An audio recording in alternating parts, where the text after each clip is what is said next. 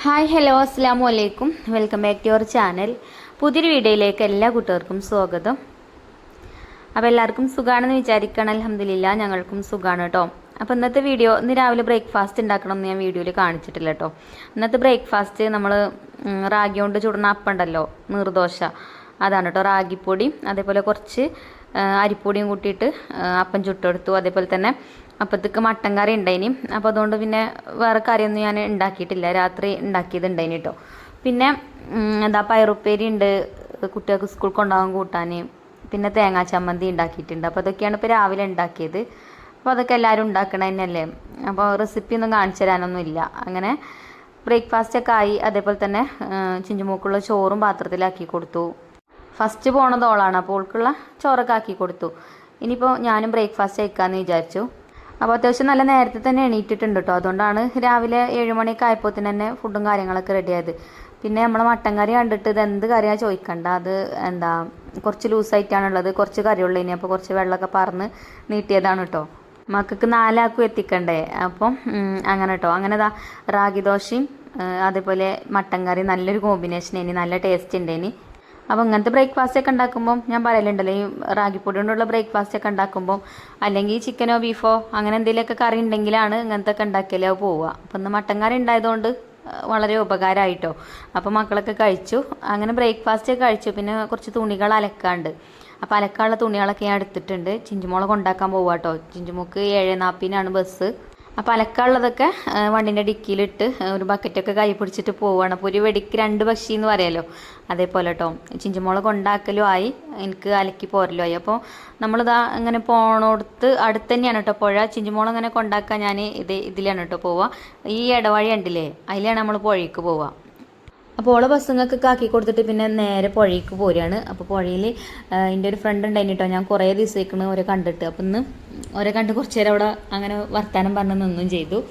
പുഴ ഇങ്ങനെ മേലെന്ന് നോക്കുമ്പോൾ ഒരു പേടിയാണ്, പരന്ന് കിടക്കല്ലേ.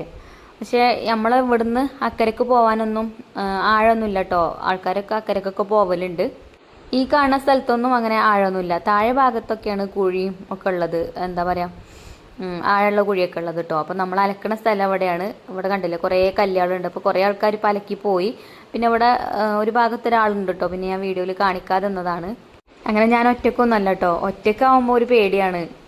പിന്നെ മക്കളൊന്നും ഒപ്പം ഇല്ലാത്തതുകൊണ്ട് വീഡിയോ എടുത്തരാനൊന്നും ആരുമില്ല. ഞാൻ തന്നെ വീഡിയോ എടുക്കണതും അലക്കണതും ഒക്കെ. അപ്പോൾ ഞാൻ അലക്കണ ബക്കറ്റിൻ്റെ എന്താ സോപ്പ് പൊടിയിലൊക്കെ ഇട്ട് വെച്ചിരിക്കണ ഞാൻ അലക്കാനുള്ളത്. അപ്പോൾ ആ ഒരു ബക്കറ്റിൻ്റെ മേലെ ഫോൺ ഇങ്ങനെ ചാരി വെച്ചാണ്ട് ആണ് കേട്ടോ വീഡിയോ എടുക്കുന്നത്. ഈ പുഴ കാണുന്നത് കുറേ കൂട്ടുകാർക്ക് ഇഷ്ടമാണല്ലോ. അപ്പോൾ അങ്ങനെ ഇഷ്ടമുള്ളവർ കണ്ടോട്ടെ എന്ന് വിചാരിച്ചിട്ട് അങ്ങനെ വീഡിയോ എടുക്കുന്നതാണ് കേട്ടോ. ഞാൻ അലക്കണ സ്ഥലം കണ്ടില്ലേ, അവിടെ വലിയ ആഴമൊന്നുമില്ല കേട്ടോ. എന്നാൽ നല്ല ഒലിവും ഉണ്ട്. നമുക്ക് പിന്നെ തുണികളൊക്കെ അലക്കാനും ഒലുമ്പാനൊക്കെ നല്ല സുഖമാണ് ഇവിടെ. പുഴയിൽ വന്നാൽ എന്താ പറയുക, ഒരു അരമണിക്കൂറിനുള്ളിൽ തന്നെ നമ്മൾ അലക്കലൊക്കെ കഴിയും. അപ്പോൾ ഈ കല്ലും കണ്ടില്ലേ, നല്ല വീതിയിൽ നല്ല ഉരള്ള കല്ലാട്ടോ. അപ്പോൾ എളുപ്പത്തിൽ അലക്കണ പരിപാടിയൊക്കെ തീരും. അപ്പോൾ ഞാൻ നല്ല ചളിയിൽ ഡ്രസ്സുകളൊക്കെ ഞാൻ സോപ്പ് പൊടിയിൽ ഇട്ട് വെച്ചിട്ടുണ്ട്. പിന്നെ ഇതൊക്കെ പിന്നെ മക്കൾ രാത്രിയൊക്കെ ഇടുന്ന ഡ്രസ്സുകളൊക്കെയാണ്. അപ്പോൾ അതിലൊക്കെ ചെറിയ വിയർപ്പും കാര്യങ്ങളൊക്കെ ഉണ്ടാവുള്ളൂ. അപ്പോൾ അത് ഞാൻ ഇതുപോലെ സാബൂനൊക്കെ തേച്ചാണ്ട് അങ്ങനെ അലക്കണമുണ്ട്. അലക്കാൻ പിന്നെ പറയണ്ടല്ലോ, എല്ലാ വീട്ടിലും അങ്ങനെ തന്നെയൊക്കെ ഒരുപാടുണ്ടാവും അലക്കാനൊക്കെ. അങ്ങനെ അലക്കലൊക്കെ കഴിഞ്ഞു. തുണികളൊക്കെ ഒലുമ്പിയൊക്കെ ബക്കറ്റിലൊക്കെ ആക്കിയിട്ടുണ്ട്. പിന്നെ വീട്ടിൽ വന്നിട്ട് കുളിയൊക്കെ കഴിഞ്ഞതിന് ശേഷമാണ് പിന്നെ ഇത് തോരയിടാൻ നിൽക്കുന്നത്. എന്തായാലും പുറത്ത് തന്നെ തോരയിടാന്ന് വിചാരിച്ച് രാവിലെ തന്നെ ആയതുകൊണ്ട് ചിലപ്പം ചെറിയൊരു വെയിലൊക്കെ ഉണ്ടെങ്കിലും കുറച്ചൊക്കെ കൊണ്ട് വലിഞ്ഞ് കിട്ടിക്കോളും. പിന്നെ പോർച്ചിലോ അല്ലെങ്കിൽ അകത്ത് എവിടെയെങ്കിലൊക്കെ കൊണ്ടുവന്നിടലാണ് കേട്ടോ. ഈ മഴയാവുമ്പോൾ ഉണങ്ങി കിട്ടാനാണ് പ്രയാസം. എന്തായാലും രാവിലെ അലക്കൽ കഴിഞ്ഞാൽ പിന്നെ എന്താ ഉള്ള വെയിലിന് അങ്ങനെ ഉണങ്ങിയും ചെയ്തോളും. വീട്ടിൽ തന്നെ ആകുമ്പോൾ എന്താ അറിയോ, അത് കഴിയട്ടെ ഇത് കഴിയട്ടെ വിചാരിച്ചിട്ട് അങ്ങനെ നിൽക്കൂട്ടോ. അങ്ങനെ നേരം വൈകും. നേരെ മറിച്ച് പുഴയ്ക്കാണ് പോയി കഴിഞ്ഞാൽ അലക്കലും വേഗം തീരും. പിന്നെ വന്നാൽ ഏതായാലും നനഞ്ഞിട്ടുണ്ടാവും. അപ്പോൾ തന്നെ കുളിയും കഴിഞ്ഞ് അങ്ങനെ ആ ഒരു പരിപാടി അപ്പം തന്നെ തീരും. അങ്ങനെ ഞാൻ തുണികളൊക്കെ തോരട്ട്, അപ്പോൾ ഒരായാലും മുല്ലൊന്നും കൊള്ളൂല കേട്ടോ. പിന്നെ അപ്പുറത്തും അതിൻ്റെ അപ്പുറത്തും ഒക്കെ കൊണ്ടുപോയി തോരട്ടിട്ടുണ്ട്. പിന്നെ റിച്ചുമോന് പനിയാണ്. അപ്പോൾ ഇനി ഓനെയും കൊണ്ടൊന്ന് ഹോസ്പിറ്റലിൽ പോകണം. അങ്ങനെ ഹൈഫക്കുട്ടിനെ സ്കൂളിലും പറഞ്ഞയച്ചു. മഞ്ജുമോളും സ്കൂൾക്ക് പോയിട്ടുണ്ട്. ചിഞ്ചുമോൾ പിന്നെ രാവിലെ പോയില്ലേ. അങ്ങനെ റിച്ചുവിനെയും കൊണ്ട് ഞാൻ ഹോസ്പിറ്റലിൽ വന്ന്. ഹോസ്പിറ്റലിൽ വലിയ തിരക്കൊന്നുമില്ല. അപ്പോൾ ഞങ്ങൾക്ക് ടോക്കൺ നമ്പർ കിട്ടിയിരിക്കുന്നത് 255 കേട്ടോ. അപ്പോൾ ഒരു 234-35 ആയിട്ടുണ്ട്. നമ്മളിവിടുത്തെ കരുളായി ഗവൺമെൻറ് ഹോസ്പിറ്റലാണ് കേട്ടോ അത്. ഞാൻ ഇങ്ങോട്ട് തന്നെയാണ് കുട്ടികളെയൊക്കെ കൊണ്ടുവരല്. മരുന്നൊക്കെ അധികം മരുന്നും ഇവിടെ നിന്ന് കിട്ടും. ഇന്നിപ്പോൾ റിച്ചുമോനെ ഒരു മരുന്ന് പുറത്തേക്ക് എഴുതി, അതൊക്കെ വാങ്ങി. ഓനക്ക് കഫക്കെട്ട് ഉണ്ടായാലേ നല്ല കഫക്കെട്ടേ കേട്ടോ, പനിയുണ്ട് മാറി കിട്ടൂല്ല. അതേപോലെ ഒരു ശ്വാസം മുട്ടലൊക്കെ പോലെയാണ് ഒരുപാട് കഫം കെട്ടിക്കഴിഞ്ഞാൽ. അപ്പം ഇന്നലെ രാത്രി ഒന്നും ഉറങ്ങിയിട്ടില്ല. അങ്ങനെ ഓൻ ഹോസ്പിറ്റലിലൊക്കെ കൊണ്ടുപോയി പോന്നു. അങ്ങനെ വീട്ടിലെത്തി. പിന്നെ രാവിലെ തന്നെ നമ്മൾ ക്ലീനിങ്ങും കാര്യങ്ങളൊക്കെ കഴിഞ്ഞിരിക്കണ്. ഇന്ന് തുടച്ചിട്ടില്ല കേട്ടോ, അതൊക്കെ അടിച്ചു വാരിയിട്ട് ബെഡൊക്കെ വിരിച്ചിട്ട് അങ്ങനെ അതൊക്കെ കഴിഞ്ഞിട്ടുണ്ട്. ഇനിയിപ്പോൾ ചോറിന് കറി ഉണ്ടാക്കണം. രാവിലെ കുട്ടികൾക്ക് പോയപ്പോൾ പയറുപ്പേരിയൊക്കെ ഉണ്ടാക്കിയത്, അപ്പോൾ അതൊക്കെ ഒരുക്ക് തന്നെ കൊടുത്തയച്ചും ചെയ്തിട്ടുണ്ട്. അപ്പോൾ ഇനി ഒന്നുമില്ല. ഇനിയിപ്പോൾ റിച്ചും ഉണ്ടല്ലോ വീട്ടിൽ, അപ്പോൾ കറിയൊക്കെ ഉണ്ടാക്കണം. ഓനക്ക് ആദ്യം കഞ്ഞിയൊക്കെ കൊടുത്താണ്ട് മരുന്ന് കൊടുക്കാമെന്ന് കരുതി. അപ്പോൾ കഞ്ഞി ഇപ്പോൾ വേണ്ടാന്നാണ് പറയണത്. രാവിലെ ഒന്ന് ഛർദ്ദിച്ചിട്ടുണ്ടേനും, നല്ല തലവേദനയും ഒക്കെ ഉണ്ടായിട്ടേ. അപ്പോൾ ഇപ്പോൾ വേണ്ട, കുറച്ച് കഴിഞ്ഞിട്ട് മതി, ഞാൻ കുറച്ച് നേരം കിടക്കട്ടെ എന്ന് പറഞ്ഞു. അപ്പോൾ പിന്നെ എന്നാൽ ഞാൻ വേഗം കിച്ചണിൽ ഇറങ്ങി പോന്നിട്ടുണ്ട്. ഇനി വേഗം കറിയൊക്കെ ഉണ്ടാക്കാമെന്ന് കരുതി. അപ്പോൾ ഇന്ന് കറി ഉണ്ടാക്കുന്നത് വെണ്ടക്ക കൊണ്ടാണ് കേട്ടോ. നല്ല അടിപൊളി ഒരു വെണ്ടക്ക കറിയാണ് ഞാൻ കാണിക്കുന്നത്. പിന്നെ തേങ്ങയൊക്കെ വറുത്തരച്ചുണ്ടാക്കണ വെണ്ടക്ക കറിയാണ്. പിന്നെ ഫ്രിഡ്ജിൽ കുറച്ച് ചിക്കനും ഉണ്ടേനും, അതും ഐസ് വിടാൻ വേണ്ടിയിട്ട് പുറത്തേക്ക് എടുത്ത് വെച്ചിട്ടുണ്ട്. അപ്പോൾ ഇന്ന് ചിക്കൻ ഫ്രൈയും അതേപോലെ തന്നെ വെണ്ടക്ക കറിയാണ് കേട്ടോ ഉണ്ടാക്കുന്നത്. അങ്ങനെ കറി വെക്കാനുള്ള വെണ്ടക്കൊക്കെ ഞാനൊരു പ്ലേറ്റിക്കൊക്കെ എടുത്ത് വെച്ചിട്ടുണ്ട്. ആവശ്യത്തിനുള്ളത് ഫ്രിഡ്ജിൽ നിന്ന് എടുത്തു കൊണ്ടുവന്നതാട്ടോ. ഒരു 10 വെണ്ടക്ക എടുത്തിക്കണേ ഞാൻ. പിന്നെ വെണ്ടക്ക കറി ഉണ്ടാക്കാൻ തേങ്ങയാണ് വേണ്ടത്. അപ്പോൾ തേങ്ങ ഒന്ന് ചിരകി വെക്കും വേണം. തേങ്ങ വറുത്തിട്ടാട്ടോ നമ്മൾ കറി ഉണ്ടാക്കുന്നത്. ഇത് കുറച്ച് നേരം ഇരിക്കണേ ഞാൻ പുറത്തേക്ക് എടുത്ത് വെച്ചിട്ട്. ഞാൻ ഹോസ്പിറ്റലിലേക്കൊക്കെ പോണതിൻ്റെ മുന്നേ ഫ്രിഡ്ജിൽ നിന്ന് പുറത്തേക്ക് എടുത്ത് വെച്ചാൽ, പക്ഷേ എന്നാലും ഉണ്ട് കേട്ടോ ഐസ് വിടാൻ. കുറച്ച് കല്ലുപ്പ് ഇട്ടാൽ മതി. കല്ലുപ്പ് ഇട്ടാൽ വേഗം ഐസൊക്കെ വിട്ട് വരും. കല്ലുപ്പ് ഞാൻ അപ്പോൾ ഇടാൻ മറന്നും ചെയ്തു. അപ്പോൾ ഒന്നും കൂടെ ആ വെള്ളം മാറ്റി വേറെ വെള്ളം ഒഴിച്ചാണ് അവിടെ വെച്ചിട്ടുണ്ട്. അപ്പോൾ അതിൽ ഐസൊക്കെ വിടട്ടെ, അപ്പോൾ നമുക്ക് കറി ഉണ്ടാക്കാം.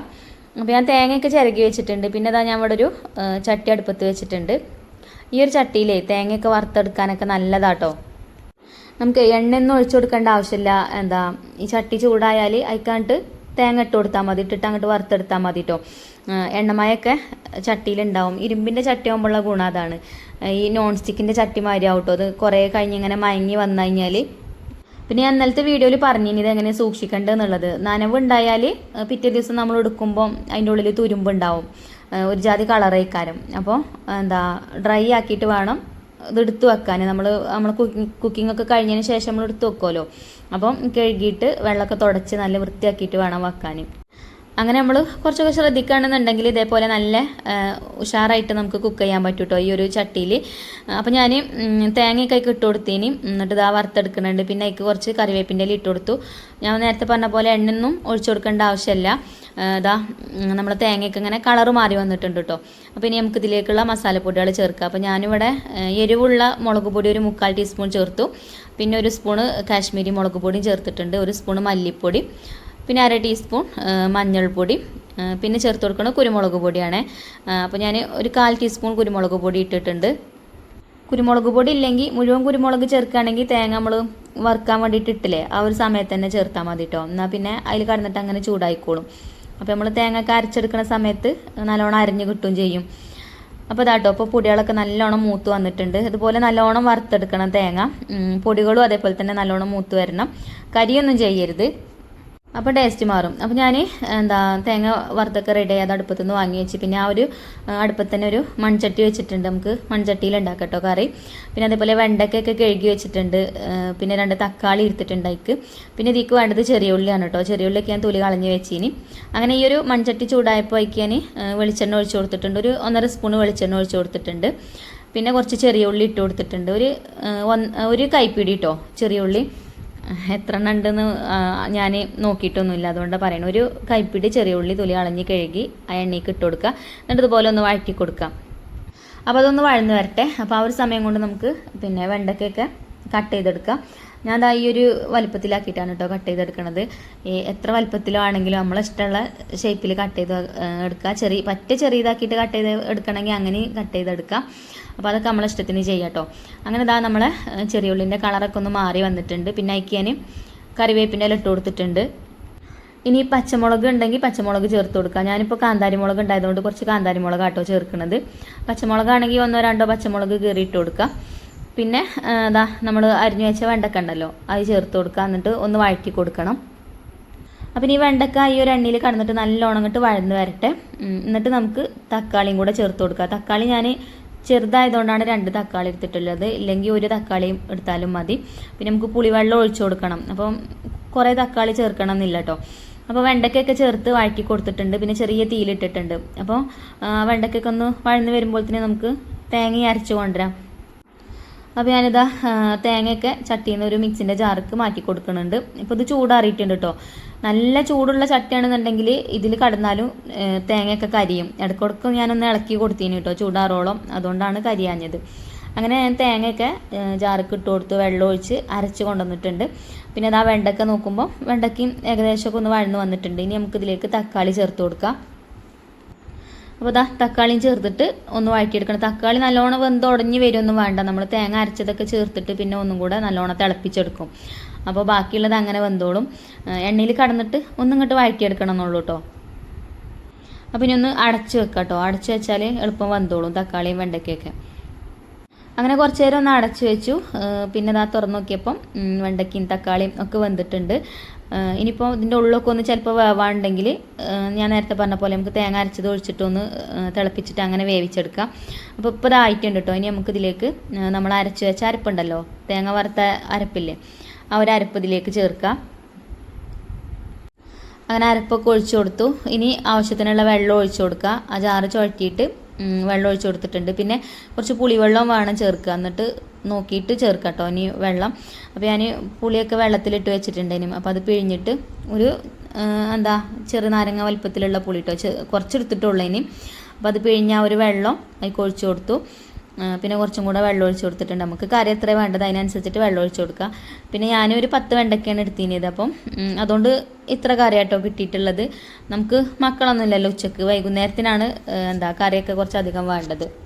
പിന്നെ നമ്മൾ കറിക്ക് ഉപ്പ് ഇട്ടിട്ടില്ലേനും, അങ്ങനെ ഉപ്പൊക്കെ ഇട്ട് കൊടുത്തിട്ടോ. ഉപ്പ് ഇട്ട് കൊടുത്ത് നല്ലോണം ഒന്ന് ഇളക്കി കൊടുക്കുന്നുണ്ട്. ഇനി കുറച്ച് നേരം ഒന്ന് അടച്ച് വെച്ചിട്ട് ചെറിയ തീയിലിട്ടിട്ട് ഒന്ന് തിളപ്പിച്ചെടുക്കാം. ഞാൻ നേരത്തെ പറഞ്ഞ പോലെ വെണ്ടയ്ക്കൻ്റെ ഉൾഭാഗമൊക്കെ വേവണമെന്നുണ്ടെങ്കിൽ അതിൽ കടന്നിട്ട് അങ്ങനെ വെന്തോളും. പിന്നെ മസാല ഒക്കെ നല്ലോണം കറിയിൽ പിടിക്കണ്ടേ. അങ്ങനെ ആ വെണ്ടയ്ക്ക കറി നല്ലോണം തിളച്ചിട്ടുണ്ട്. ഇതിൻ്റെ ഇടയിൽ ഞാൻ ചിക്കനൊക്കെ കഴുകി വെച്ചിരിക്കണം കേട്ടോ, അതിൽ മസാലയൊക്കെ തേച്ച് വെക്കണം. ഇനി ഒന്നും കൂടെ അടച്ച് വെച്ചിട്ട് നമുക്ക് പിന്നെ ഫ്ലെയിം ഓഫാക്കി കൊടുക്കാം. അപ്പോൾ ഈ കറി ഇനി വറവിട്ടെടുക്കേണ്ട ആവശ്യമൊന്നുമില്ല കേട്ടോ. നമ്മൾ വെളിച്ചെണ്ണയൊക്കെ ചേർത്ത് നല്ലോണം വഴറ്റിയെടുത്തല്ലേ ചെറിയ ഉള്ളിയൊക്കെ. അപ്പോൾ ഇനി വെളിച്ചെണ്ണയിൽ വറവിട്ടെടുക്കേണ്ട ആവശ്യമൊന്നുമില്ല, എന്നാലും ഒരു ഭംഗിക്ക് വേണ്ടിയിട്ട് ചെയ്യാമെന്ന് മാത്രം കേട്ടോ. അപ്പോൾ കറിയൊക്കെ ആയി തുടങ്ങിയിട്ടുണ്ട്. പിന്നെ നമുക്ക് ചിക്കനിൽ മസാല തേച്ച് വെക്കാം. അപ്പോൾ ഞാനൊരു പാത്രത്തേക്ക് മുളക് പൊടിയും കാശ്മീരി മുളക് പൊടി എടുത്തിട്ടുണ്ട്, എരിവുള്ള മുളക് പൊടി എടുത്തിട്ടുണ്ട്, പിന്നെ മഞ്ഞൾപ്പൊടിയും ഉപ്പും കുരുമുളക് പൊടി, പിന്നെ ഇഞ്ചി വെളുത്തുള്ളി ചതച്ചതും, പേസ്റ്റൊന്നും ഇല്ലേ, ഇഞ്ചി വെളുത്തുള്ളി ചതച്ചെടുത്തതാണ് ഇപ്പം. അതേപോലെ തന്നെ കോൺഫ്ലവറും കുറച്ച് സോയാ സോസും കുറച്ച് വെള്ളമൊക്കെ ഒഴിച്ചതാ മസാലയൊക്കെ റെഡിയാക്കിയിട്ടുണ്ട്. ഇനി നമുക്ക് ചിക്കൻ തീക്ക് ഇട്ടിട്ട് ഒന്ന് മസാലയൊക്കെ തേച്ച് വെക്കാം കേട്ടോ. ഞാൻ ചിക്കൻ ഫ്രൈ ചെയ്യുമ്പോൾ ഒരു മുട്ടയും കൂടെ പൊട്ടിച്ച് ചേർക്കലുണ്ട്. മുട്ട ചേർത്താൽ നല്ല ടേസ്റ്റാണ് ചിക്കൻ ഫ്രൈക്ക്. അപ്പോൾ ഇന്ന് ഞാൻ മുട്ട ചേർത്തിട്ടില്ല കേട്ടോ. മുട്ടക്ക് ഭയങ്കര ചിലവാണ്. അപ്പം മുട്ട ചേർത്താലും ടേസ്റ്റാണ്, മുട്ട ചേർത്തിട്ടില്ലെങ്കിലും ടേസ്റ്റൊക്കെ തന്നെയാണ്. അപ്പോൾ എന്തായാലും ഇന്ന് മുട്ട ചേർക്കാതെ അങ്ങോട്ട് ഫ്രൈ ചെയ്തെടുക്കാമെന്ന് വിചാരിച്ചു. പുറത്തേക്കൊക്കെ ഉണ്ടാക്കി കൊടുക്കുമ്പോൾ മുട്ടയൊക്കെ ചേർക്കലുണ്ട്. ഇപ്പോൾ അതേപോലെ നല്ലോണം മിക്സ് ആക്കി കൊടുക്കുക. അപ്പോൾ ഇനി ഇത് കുറേ നേരം ഞാൻ റെസ്റ്റ് ചെയ്യാനൊന്നും വെക്കണില്ല കേട്ടോ. നമ്മൾ കറിയൊക്കെ അയക്കണമല്ലോ. ഇനിയിപ്പോൾ ഒപ്പം തന്നെ ഇതൊന്ന് ഫ്രൈ ചെയ്തെടുക്കും വേണം. ഒരു 10 മിനിറ്റ് അവിടെ വെക്കുന്നുണ്ട്. അപ്പോൾ നമ്മൾ കറി കണ്ടോ, എണ്ണയ്ക്ക് തെളിഞ്ഞ് വന്നിട്ടില്ലേ? അതാ ഞാൻ പറഞ്ഞത്, ഇതിനി വറവിട്ടെടുക്കേണ്ട ആവശ്യമൊന്നുമില്ല. എന്നാലും നമ്മളിപ്പോൾ വീഡിയോ എടുക്കല്ലേ, അപ്പം കാണുമ്പോൾ ഒരു ലുക്ക് ഉണ്ടാവില്ല. ഇനി ചില ആൾക്കാർ കമൻറ്റ് ചെയ്യും, അതൊന്ന് വറവിട്ടെടുത്തൂടേനെയോ ചോദിക്കും. വെളിച്ചെണ്ണയ്ക്ക് ഇപ്പോൾ നല്ല റേറ്റ് ആയതുകൊണ്ടേ വെളിച്ചെണ്ണ എങ്ങനെയൊക്കെ കുറക്കാൻ പറ്റും അങ്ങനെയൊക്കെ കുറക്കാൻ നോക്കുകയാണ്. ഇപ്പോൾ കുറച്ച് റേറ്റ് കുറവായിക്കണില്ലേ.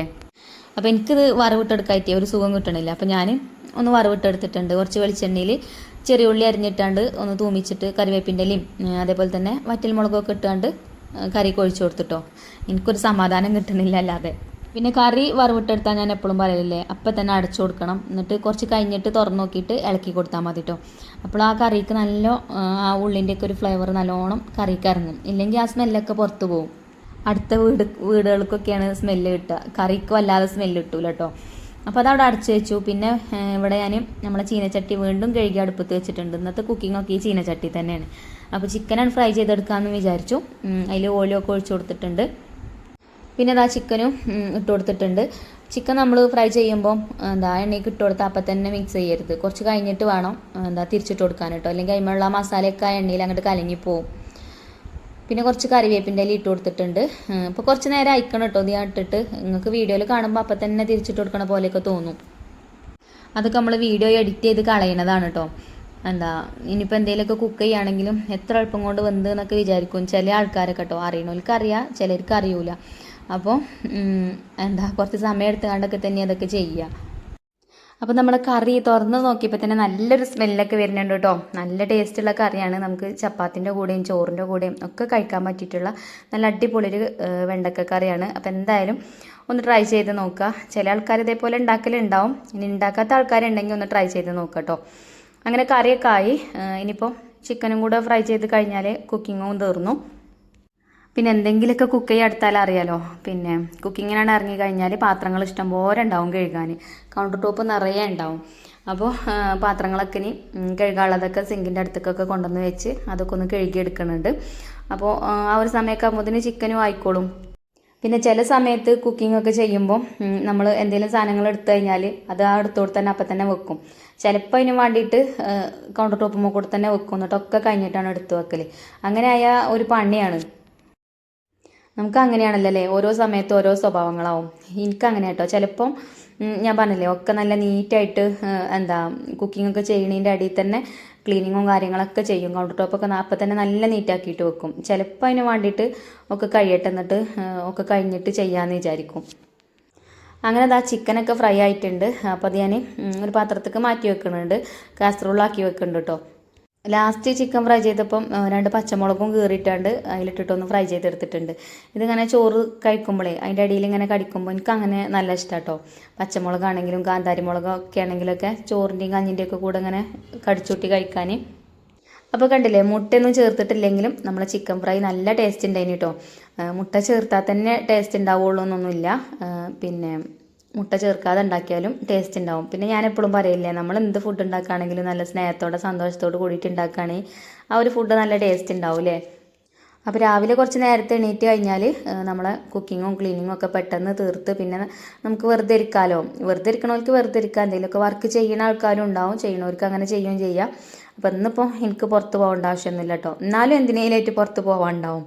ഞാൻ നേരത്തെ ഇപ്പോൾ റിച്ചുവിനെയും കൊണ്ടൊന്ന് ഹോസ്പിറ്റലിൽ പോയില്ലേ. അങ്ങനെ പുറത്തിറങ്ങാത്ത ദിവസം ഇപ്പോൾ ചുരുക്കമാണ്. എന്തായാലും ചോറൊക്കെ കഴിക്കാനായി സമയം. ഇപ്പം ഞാൻ ചോറൊക്കെ വിളമ്പിയിട്ടുണ്ട് ഒരു പാത്രത്തേക്ക്. എനിക്കല്ല കേട്ടോ, അത് റിച്ചു മോനാണ്. ഓനക്ക് ചോറ് കൊടുക്കാമെന്ന് വിചാരിച്ചു. കുറച്ച് നേരത്തെ കുറച്ച് കഞ്ഞിവെള്ളം ഉപ്പിട്ട് കൊടുത്തിട്ടുണ്ട്. ഇനി പനിയാണെങ്കിലും ഇന്നലെയൊക്കെ കഞ്ഞി തന്നെ കുടിച്ചിരിക്കണത്. ഇന്നിപ്പോൾ എന്നോട് ചോദിച്ചു എനിക്ക് ചോറ് തരുമോ. അപ്പം എന്നാൽ ഓനക്ക് ചോറ് കൊടുക്കാമെന്ന് കരുതി നമ്മളെ വെണ്ടക്കക്കറിയും അതേപോലെ തന്നെ ചിക്കൻ ഫ്രൈ ചെയ്തതൊക്കെ എടുത്തിക്കണം കേട്ടോ. പിന്നെ കുറച്ച് വെളുത്തുള്ളി അച്ചാർ കൊടുത്തിട്ടുണ്ട്. അപ്പോൾ ഇന്നത്തെ നമ്മളെ വീഡിയോ ഇത്രയൊക്കെ തന്നെ ഉള്ളൂ. ഇനി ഇൻഷാ അല്ലാ നല്ലൊരു വീഡിയോ ആയിട്ട് നമുക്ക് നാളെ കാണാം. അപ്പോൾ ഇന്നത്തെ വീഡിയോ ഇഷ്ടപ്പെട്ടാൽ ലൈക്കും ഷെയറും ചെയ്യാൻ മറക്കരുത്. അതുപോലെ തന്നെ നമ്മളെ ചാനൽ ആദ്യമായിട്ട് കാണുന്ന കൂട്ടുകാരുണ്ടെങ്കിൽ ഒന്ന് സബ്സ്ക്രൈബ് ചെയ്ത് സപ്പോർട്ട് ചെയ്യുക. പിന്നെ ഫേസ്ബുക്കിലാണ് വീഡിയോ കാണുന്നുണ്ടെങ്കിൽ നമ്മൾ പേജ് ഒന്ന് ഫോളോ ചെയ്യാൻ മറക്കരുത് കേട്ടോ. അപ്പോൾ താങ്ക് യു.